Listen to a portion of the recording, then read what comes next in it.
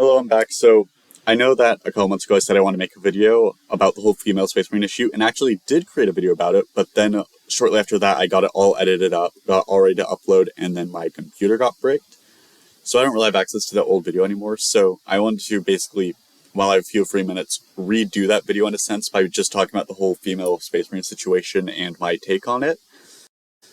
So I had like this whole bit set up where I basically like redid the whole Horus Heresy intro monologue, but it's Twitter and Bitstammer and that weird Dreadnought guy arguing. But obviously I don't really have the time to do that right now, so I'm just going to jump right into it. So I think that both sides on the Space Marine issue are wrong, and I think that female Space Marines, I think that you don't actually have to change lore to get female Space Marines. I think you can already have female Space Marines in the existing lore, and in fact already do. So one important thing to note is that the whole controversy is over a Horus Heresy passage where it's someone during like the Horus Heresy just like talking about the process of making Space Marines. There's some not quite accurate science in there, and obviously they have some misinformation mixed in, which is to be expected since it's a unreliable narrator in a sense in that passage.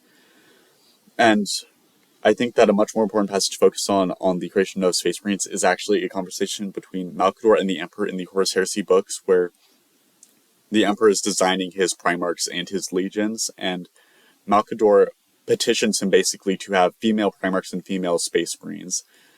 Now, the Emperor's reaction to this is interesting because he doesn't say, no, that is impossible. He goes, no, I do not want to create female Space Marines because, and female Primarchs in this conversation, because I do not want my Primarchs to breed and replace humans. I want them to be basically protectors, tools, that sort of thing, not a replacement for humanity, because he wants humanity to evolve to get to his state in its natural sense, but be protected by his Primarchs. So the important thing here is that he's not saying it's possible, he's saying he doesn't want to do it. And this could be seen as the source of the Imperium basically refusing to entertain the idea of female Space Marines because the Emperor himself refused to do it. So who are we to question his knowledge? And over time, that basically being passed over through thousands of years could be basically forgotten and kind of twisted into from no female Space Marines to female Space Marines are impossible. And the reason why I know this is because female Space Marines are actually possible. And one important thing in the lore that I want to get into is Musaline, however it's pronounced. Basically, at one point, Fabulous Bob actually made himself a daughter, who was a full-fledged Space Marine. So for those who don't know, Fabius Bile really likes cloning stuff. He really likes making clones, basically everything. He's cloned Primarchs, he's tried to clone the Emperor, but that sadly failed because it would have been hilarious if he actually cloned the Emperor. And he also made a daughter. So he makes a lot of clones of himself over time to basically survive his super cancer, and sometimes just do other weird stuff. And at one point he decided to make and one important thing to note is that all of his clones are a Space Marine just like him. They all have gene seed functionally, and at one point, whatever weird reason in his mind, he decided, I'm going to gender bend a clone of myself. So he actually made a daughter of himself. Now, shortly into this project, he decided to throw her into the warp, but, being a Space Marine, she actually survived that and went on to lead a warband and eventually become a Demon Prince. But the important thing to note is that she was a Space Marine with functional gene seed, and she was evidently successful enough to become a Demon Princess of Slaanesh. And this is where I think that the interesting implications come in, because Fabius Bile is familiar enough with gene seed to make female Space Marines, so I think that he is a good way to add female Space Marines into the lore in a way that doesn't break any existing lore and fits with existing lore, because Fabius Bile isn't necessarily Chaos aligned, at least not until very recently, and he still is more on the renegade Space Marine side than the Chaos Space Marine side. He works with the highest bidder, basically creating the majority clones for all the Chaos Legions and Renegades.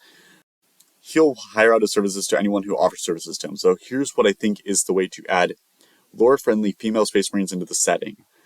You basically just have Bile make them, because he can make Space Marines, and there's currently a large demand for Space Marines in the Chaos Legions because they just split the galaxy in half, are currently in a huge rush, in Renegades because they're doing whatever, and also in Imperial planets.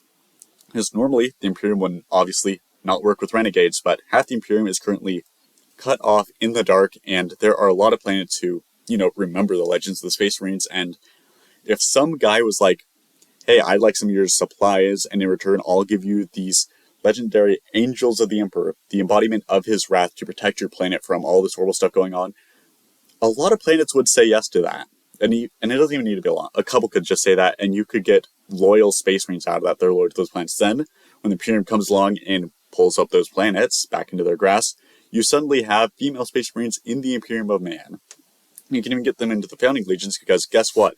Gilliman's boys, I think the Imperial Fists and the Blood Angels have all been going into the Imperium Nihilus recently and trying to reclaim planets.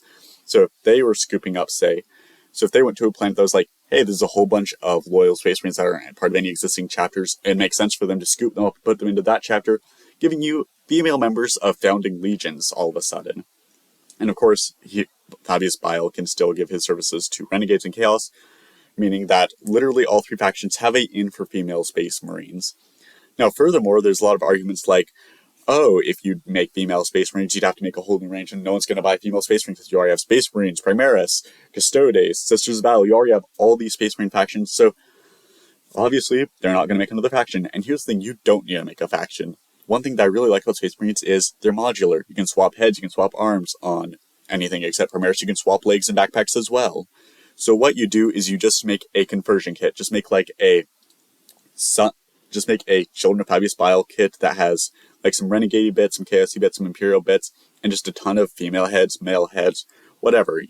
And then you can just sell this kit. Go here, combine this kit with your existing kits. You can buy Type Squad, make a Type Squad with female space marines, male space marines, and everything in between. You could buy this Children of Fabius Bile kit and a Chaos Space Marine kit. Boom, make female legionnaires, male legionnaires, whatever you want. Okay, I guess the Renegade kit is also the Chaos Lit, but you get the same idea. You could do the same with the Chaos ones, or you could just buy a ton of this kit and just make a force entirely out of these that look a little more Renegade-y and a little less spiky for those who want to do the non-Chaos aligned Renegades. And obviously, this wouldn't require new codex. You already have codexes for Space Marines, you already have codexes for Chaos Space Marines, you already have codexes for... Okay, you kind of have, because the Renegades are in the Chaos Codex.